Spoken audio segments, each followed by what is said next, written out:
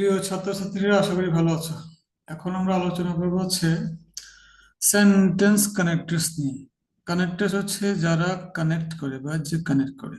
যদি কোনো শব্দ বা শব্দগুচ্ছ দুই শব্দকে এক জায়গায় করে, তাকে কানেক্টর বলে। যেমন রহিম এন্ড করিম আর গুড, সেখানে এন্ড হচ্ছে এটা কানেক্টরস। তাহলে দুটো শব্দকে এক জায়গায় করতে যে বাক্যকে জগতে বা আগের বাক্যের সাথে পরবর্তী বাক্যে যে সংযোগ করে, এটাকেও কানেক্ট বলে। যেমন I went to college, so I met my teacher. আমি কলেজে গিয়েছিলাম, তাই আমার শিক্ষকের সাথে দেখা হয়েছে। এই সো মানে আগের বাক্যের সাথে রিলেট করলাম। He is a bad boy, that is Y, comma, I don't want to mix with him. অর্থাৎ সে যে খারাপ ছেলে, তাই নাকি নাকি? তো এভাবে সাধারণত সেন্টেন্স কানেক্টরস তোমাদের সিলেবাসে সেন্টেন্সের শুরুতে বেশি থাকবে, আর সেন্টেন্স কানেক্টর শুরুতেই বেশি থাকে। এসএসসি তে ছিল তোমাদের, এইচএসসি তে আছে। চলো আমরা একদম ডিরেক্ট আলোচনা করে ফেলি, তাহলে সেটা হচ্ছে উত্তর সহকারে। আমরা যে কাজটা করব সেটা হচ্ছে সেন্টেন্স কানেক্টরস পড়ার আগে আমরা যে কোনো বই থেকে, বা আমার যে বইটা আছে জেনারেল মাস্টার গ্রামার, এই বইও স্টেপ বাই স্টেপ কোনো গ্রামার টামার ছাড়া সেই স্ট্রাকচারটাতে আলোচনা করা হয়েছে। বা বিভিন্ন ক্লাসও আছে শুধুমাত্র সেন্টেন্স কানেক্টরস এর উপরে। আমার চ্যানেলও আছে, অন্যান্য চ্যানেল আছে, দেখে নিতে পারো। আমরা শুধু প্রশ্ন উত্তরটা আলোচনা করি। আবার বলছি, অর্থই আমাদের সকল গ্রামারের মূল।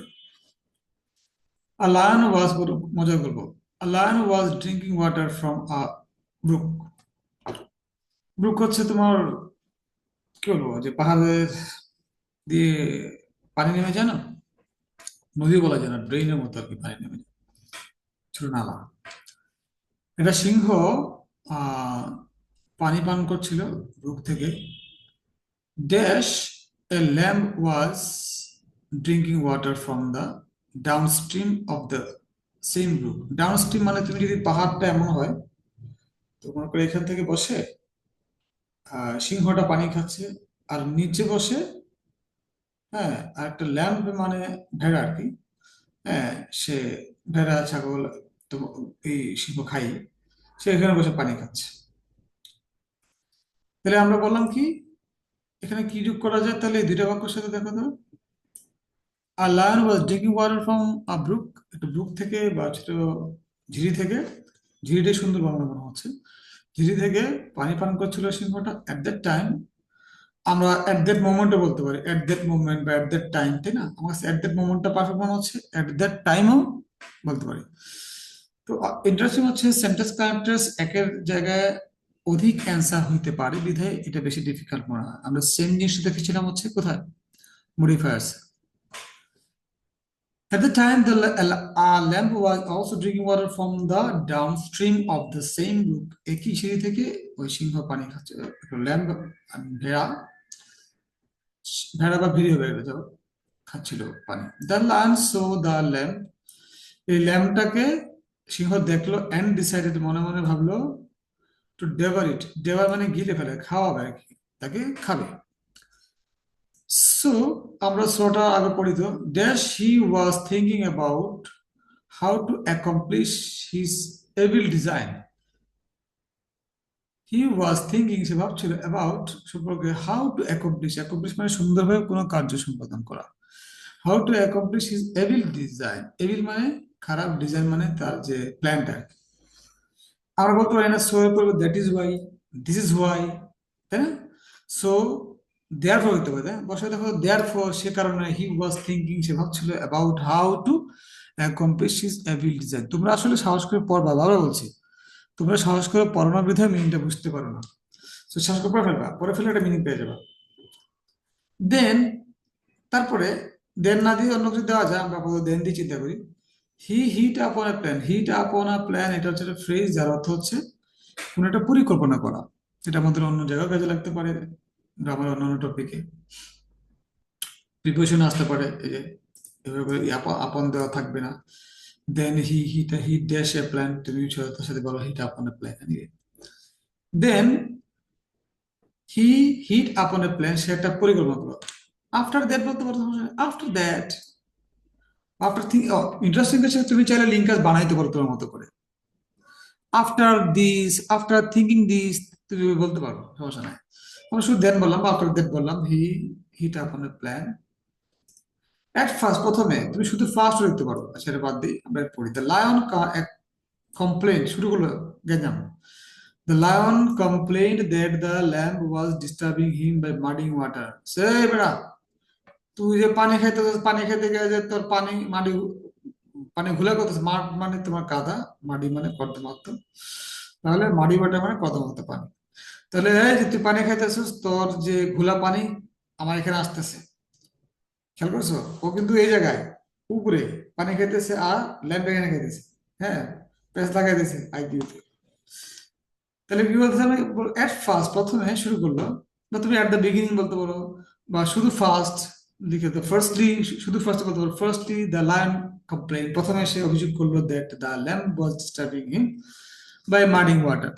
But the lamb said, lamb বললো that he was drinking water from downstream. আরে ভাই, আমি তো নিচের থেকে পানি খাইতেছি। ডাউন স্ট্রিম মানে নিচের দিকে দিয়ে, স্রোত নিচের দিকে যাচ্ছে, আমি তো নিচের থেকে পানি খাইতেছি, আপনার এখানে কিভাবে আমার মানে ঘোলা পানি যাবে?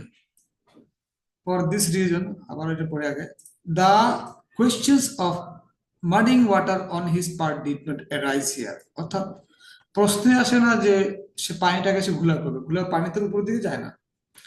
ফর দিস রিজন জায়গায় তুমি বলতো দ্যাট ইজ ওয়াই, বা সো, বা দিস ইজ ওয়াই, তুমি যা খুশি বলতে পারো। For this reason, perfect, no problem. Therefore বলতে পারো।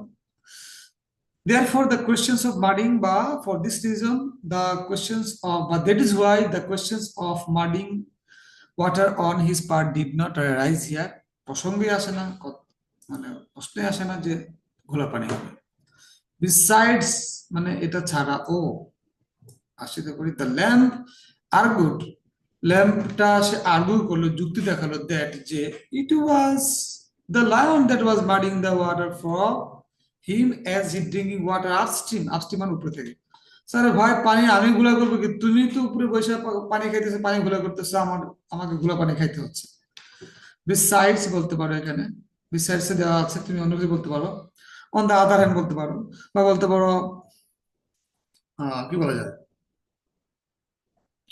হি অলসো সেই দ্যাট, বা দিয়ে, বা on the other hand, besides এস দিতে হবে কিন্তু। বিসাইড কিন্তু পাশাপাশি, বিসাইডস মানে এটা ছাড়াও। ফর দিস রিজন, বা সো বলতে হবে, so the land are good that, ঠিক আছে? শুধু সো, সিম্পলি সো দেওয়া যায়, কিন্তু বারবার সো বেশি হয়ে যায়, এখানে বিসাইডস টাই বেশি পারফেক্ট। বিসাইডস, তাছাড়া, দ্য ল্যান্ড আর গুড, যুক্তি দেখালো, that it was the lion that was muddying the water for him as he drinking water upstream. সে উপর থেকে পানি খাচ্ছে, তাই পানিটা ওর কাছে ঘুরে পানিটা আসছে। দেন দ্য লায়ন রিটর্টেড, রিটর্টেড হচ্ছে তোমার তৎক্ষণাৎ একটা জবাব দিয়ে দেওয়া, একটা প্রশ্ন দেওয়া, বা তৎক্ষণাৎ একটা অ্যান্সার দেওয়া। Retorted that the lamb spoke ill, speak ill of other অর্থ হচ্ছে speak ill of him, speak ill of others, এটার ফ্রেজ অর্থ হচ্ছে অন্য কারো সমালোচনা করা, বদনাম করা। এখন the lion retorted that the lamb spoke ill of him a year ago. যখন তার ওই পানি পড়ার যুক্তিটা সে দিল, সাথে সাথে "এই, এই, মনে পড়ছে, তুই গত বছর তুই আমার সম্পর্কে উল্টাপাল্টা কথা বলছিলি। দেন আমরা এখানে কেন দিলাম?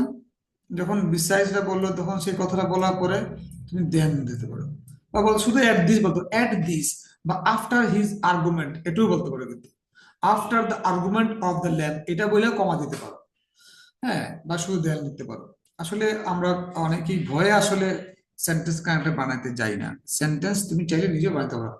After getting the argument of the lamb, পুরোটাই কিন্তু এটা কানেক্টর হয়ে গেছে। After getting the argument of the lamb, 6-7টা ওয়ার্ড দিয়ে একটা লিঙ্কাস নিজে বানায় ফেলতে পারো। এনিওয়ে, এগুলো তো আসলে আমাদের ডিফল্ট, বা তোমার ডিফল্ট কি জানি বলে, লিঙ্কার্স, আর তুমি বানাইতে পারবে না, এটাকে বলে কাস্টমাইজ করতে পারো ইচ্ছা করলে।